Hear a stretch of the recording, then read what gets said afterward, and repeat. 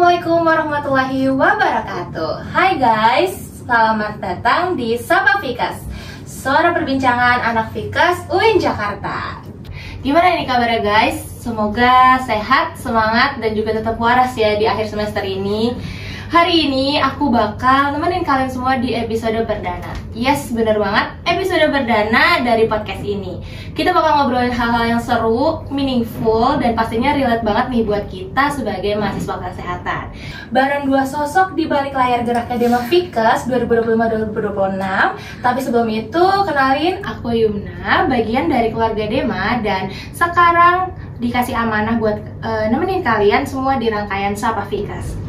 Nah, di Sapa Fikas ini kita nggak akan ngebahas yang berat-berat kok guys, tapi lebih ke ngobrol-ngobrol yang seru, sharing-sharing, dan ya mungkin bisa bikin kalian yang tadinya nggak deh soal organisasi jadi pengen ikutan nyemplung nih.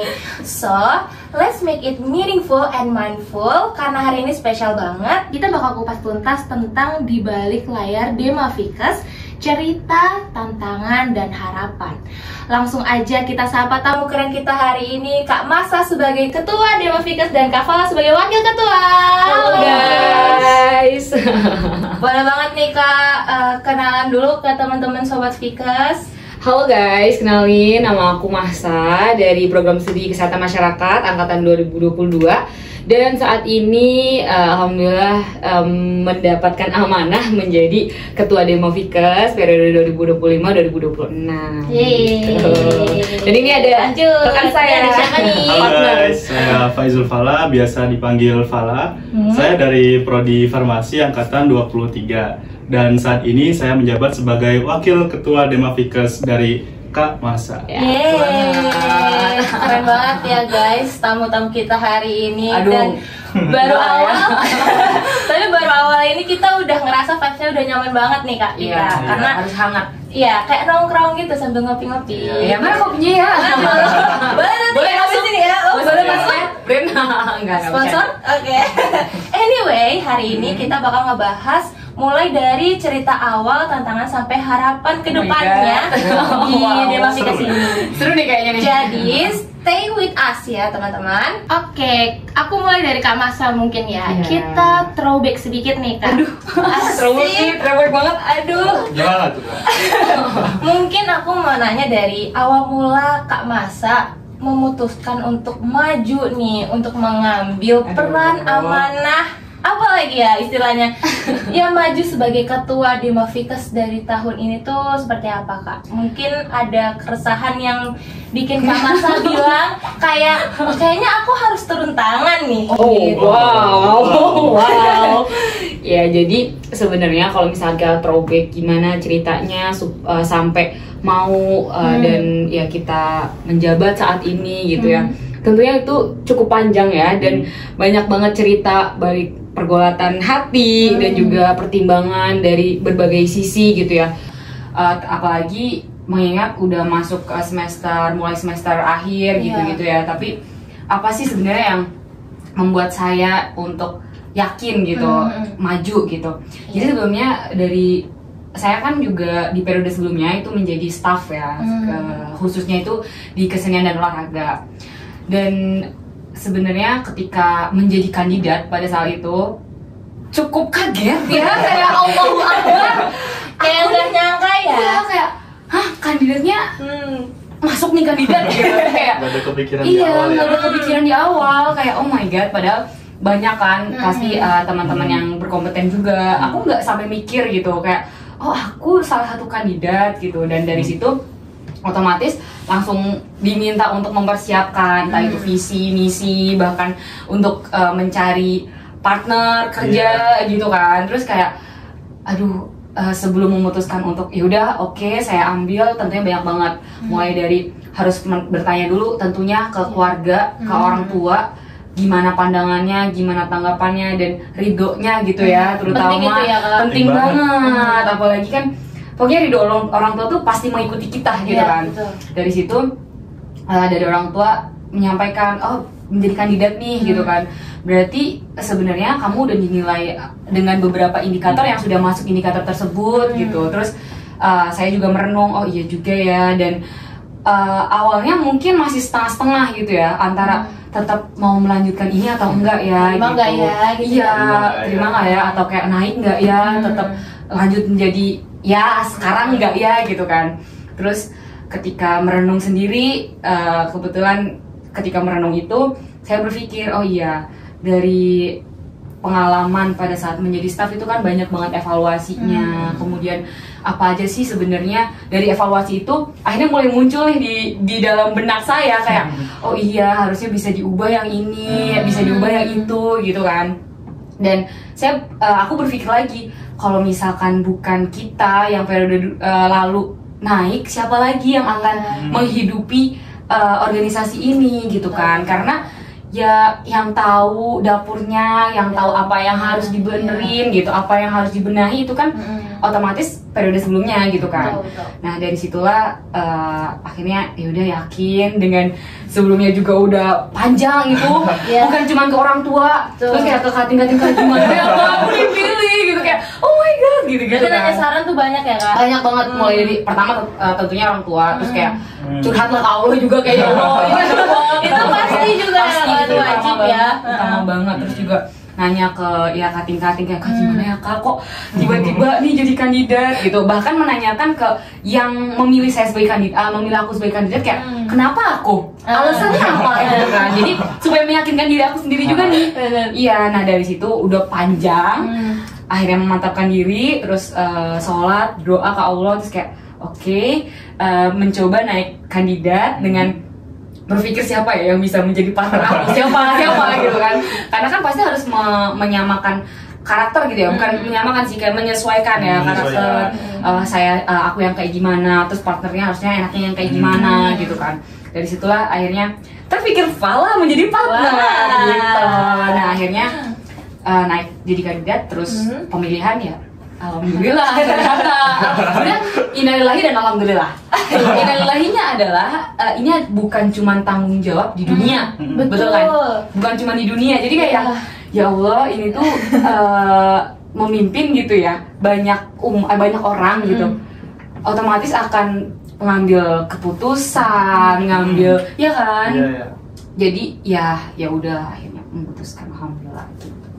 Terus yang udah mantep ya Kak ya? Ya udah dong. Harus dong ya. Udah di sini gitu. Gimana nih Kak Fala? Mungkin bisa cerita sedikit gimana mengambil keputusan yang besar nih. Awalnya itu seperti apa Kak? Oke, kalau dari aku sendiri sebagai wakil ketua, nah itu kan awalnya diajak dari Kak Mahsa nih. Nah percaya ke aku tuh katanya bisa untuk menjadi wakil ketua. Nah tapi dari ajakan dari Kak Mahsa itu aku gak langsung kasih jawaban iya gitu. Tapi itu melewati proses yang cukup panjang.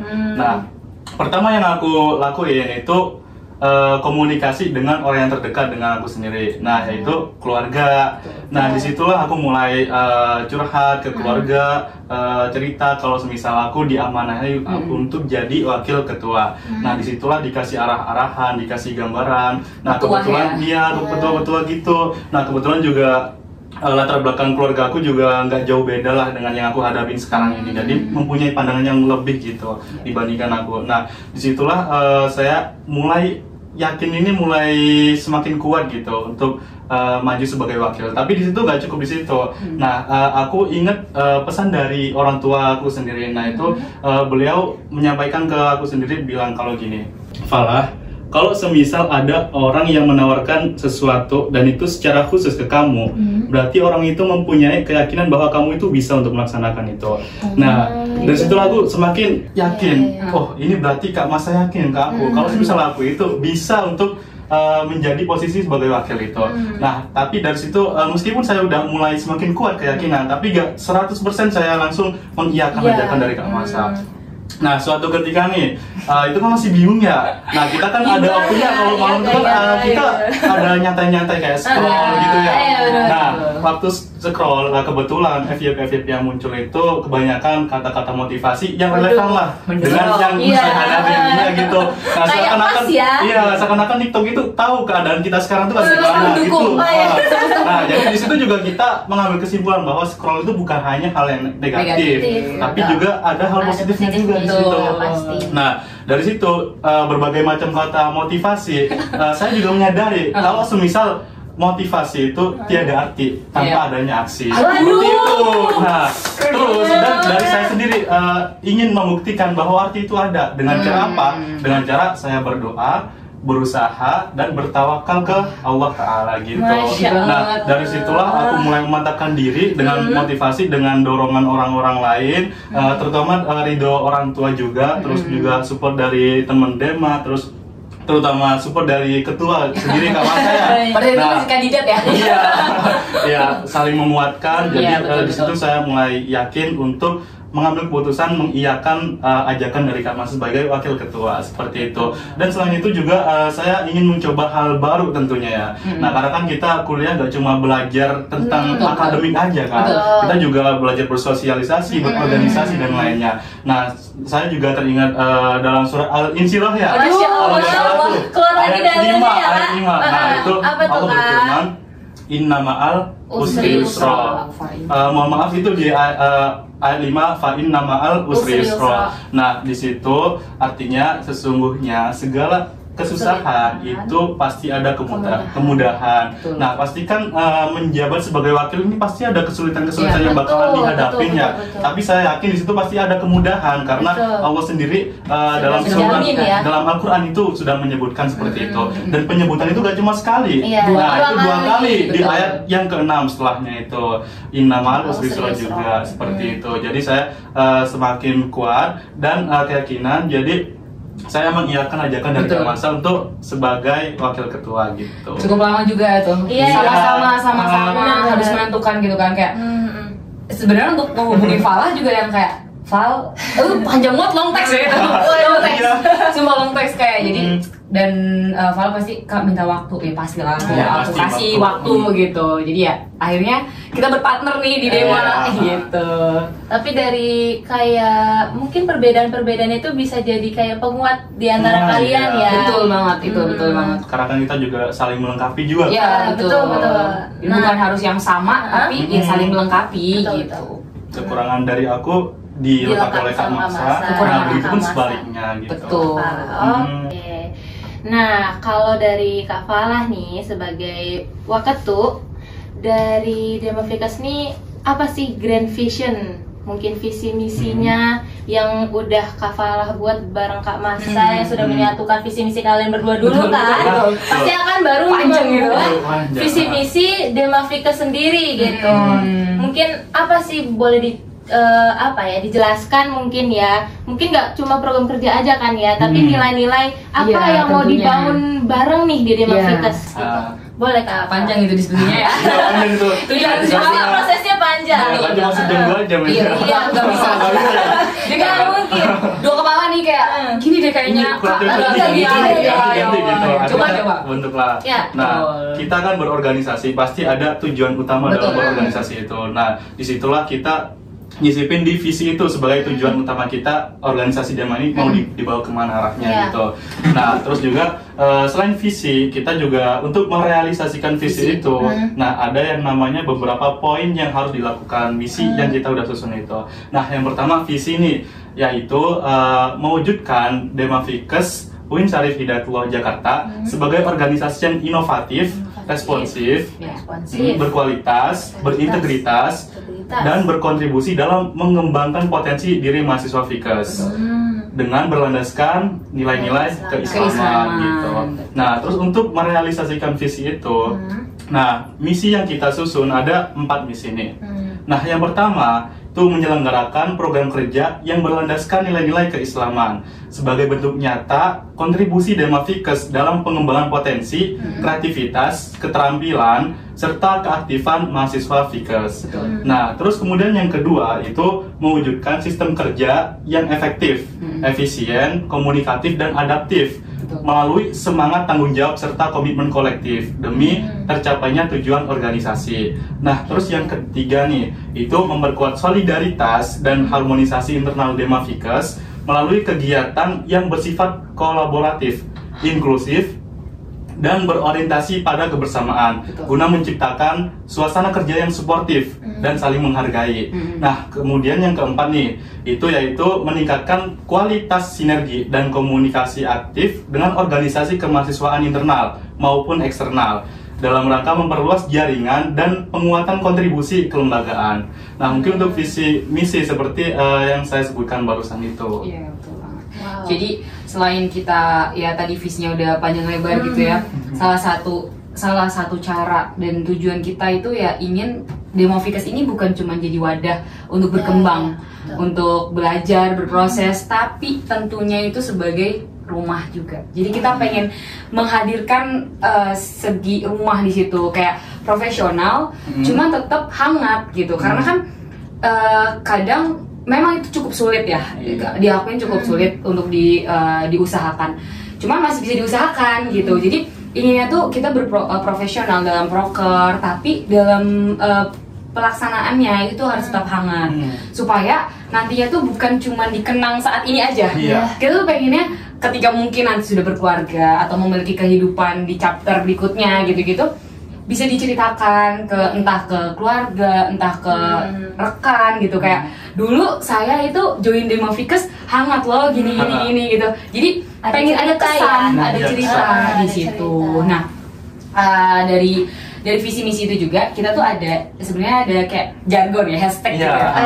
Jadi hashtag kita itu bangkit bersinar. Bangkit bersinar. Iya, jadi selain dari arti bangkit bersinar yang bangkit, kita harus bangkit dan bersinar bersama. Sinarnya itu ada kepanjangannya gitu. Jadi sinergi, integritas, nilai aksi responsif gitu. Jadi sebenarnya gabungan dari visinya tadi. Nilai visi ya. Betul. Jadi selain dari nilai visi kita masukin ke jargon kita, tapi di situ juga ada, menurut kami tuh bangkit bersinar itu cukup membekas juga gitu. Jadi intinya dari visi misi itu kita pengen membangun Dema yang menjadi tempat berkembang untuk siapapun dan juga menjadi rumah untuk pulang gitu. Jadi itu hangat gitu loh, Kak. Keren banget sih. Jadi kalau aku tangkap tuh Dema tuh bukan cuma soal mengebangun struktur, tapi juga soal ngebangun culture yang kuantitatif dan pastinya meaningful ya. Itu Ya, pengen ada deep itunya. banget sih. Sedang diusahakan. Bismillah, bisa ya. Bisa. Oke, aku mau nanya selanjutnya nih. Kan kita semua tahu ya organisasi nih, kita yang ngebahas organisasi ini tuh nggak akan selalu mulus selamanya. Iya, pastinya banyak banget pasti. Nggak bakal mulus kayak di feeds ya, itu kayak yang bagus-bagusnya doang ya, gitu. itu kan enggak ya. Enggak tentunya. Nah, di balik nama besar Demafikes nih, pasti ada struggle-nya di belakang. pasti. Kan? Nah, mungkin dari Kak Masa bisa sharing tantangan yang paling berasa nih. Mungkin dari udah berapa lama nih Kak kita mulai ya? Masih baru sih sebenarnya. 3 bulan 3-4 ada ya? bulan mungkin. 3-4 bulan ya. Mungkin boleh diceritain Kak itu ada tantangan. Ya, jadi sebenarnya iyalah pasti ada tantangan ya dalam Iya. organisasi, pasti ada dinamika. Nggak mungkin kita yang ya udah santai Lempeng-lempeng aja. Ya, malah di Ada situ ya. kita nggak bisa belajar kalau Betul. misalkan kayak gitu ya kan. Dengan adanya permasalahan ataupun dinamika, dari situlah kita belajar, dari situlah kita berkembang. Karena emang yang kadang yang nggak enak itu malah yang ngebangun pribadi kita gitu kan. Sebenarnya tantangan yang terbesarnya adalah pertama, dengan banyaknya staff, dengan banyaknya anggota, tentunya kita juga harus menyamakan satu pikiran. Banyak kepala ya. Banyak kepala, harus menyamakan. Kalaupun ada perbedaan pendapat, kita harus menengahi itu, dan kita juga sebagai ketua dan wakil tuh harus bisa mengambil keputusan tentunya kan. Kayak mereka juga membutuhkan keputusan yang pasti, bukan cuman oke, kita demokratis di sini, kalian ada pendapat apa? Pasti kan banyak tuh. Aku mau ini bla bla bla. Cuman ya dari pandangan itu, kami sebagai ketua dan wakil ya harus mengambil titik tengahnya seperti apa dan mengambil keputusan itu. Jadi kayak tantangannya kita harus mengenal banyak karakter. Mungkin tiba-tiba Kak mau cerita gini. Jadi tempat curhat ya. Dan untungnya alhamdulillahnya kita tuh dibantu juga kan tentunya sama PSDM, sama kadet-kadetnya. Nah disitulah ada sinergi di antara kita.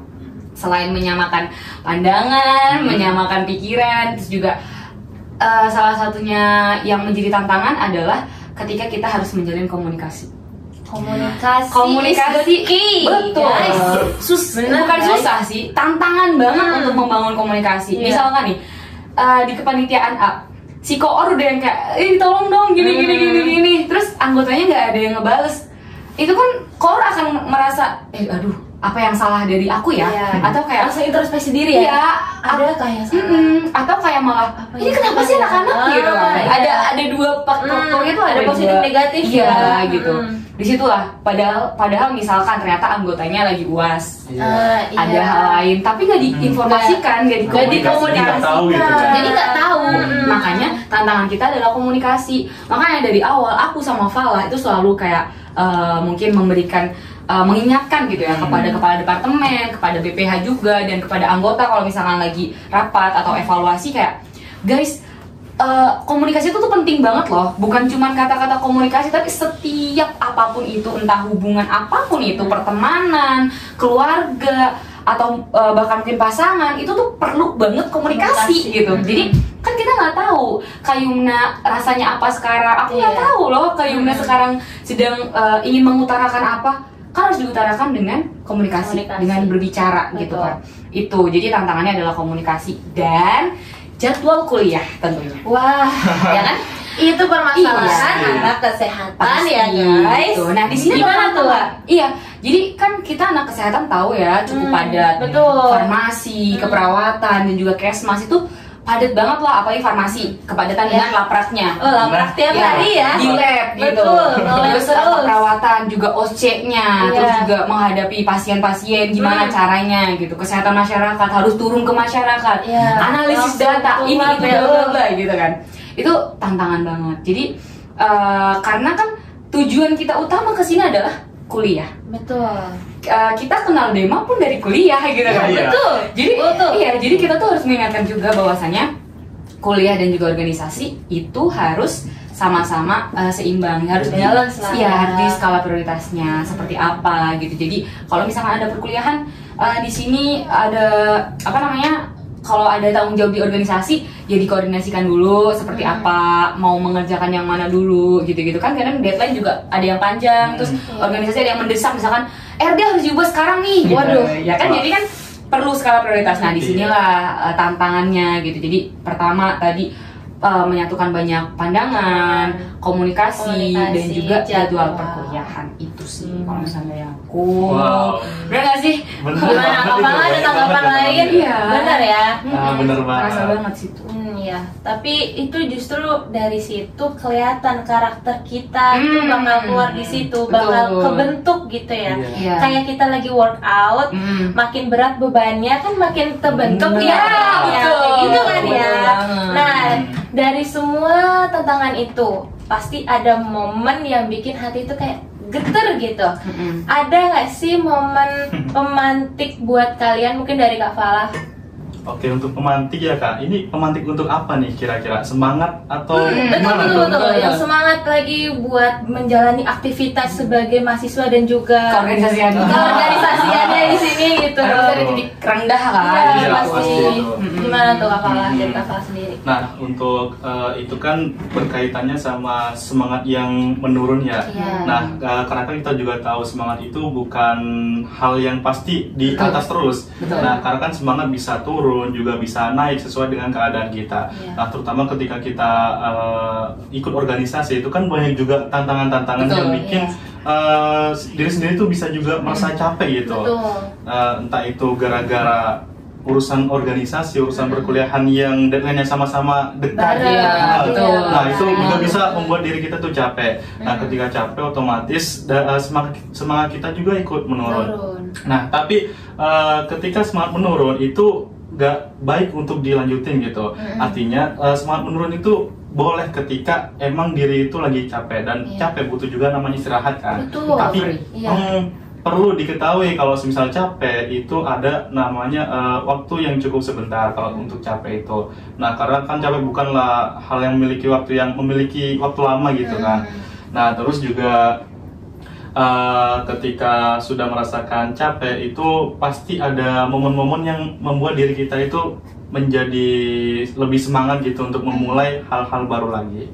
Nah, ketika aku di fase yang capek itu, fase kurang semangat, nah itu aku merenung, mengingat-ingat lagi tujuan pertama ikut DEMA itu apa. Nah, terutama sekarang tujuan menjabat sebagai wakil itu apa. Nah, dari aku sendiri sama Kak Masa itu kan bertujuan, berkeinginan supaya DEMA Fikes ini tetap ada dan tetap bisa berdampak ke mahasiswa Fikes gitu. Dengan cara yang berbeda, tapi tujuannya yang sama, dampaknya positif ke mahasiswa Fikes.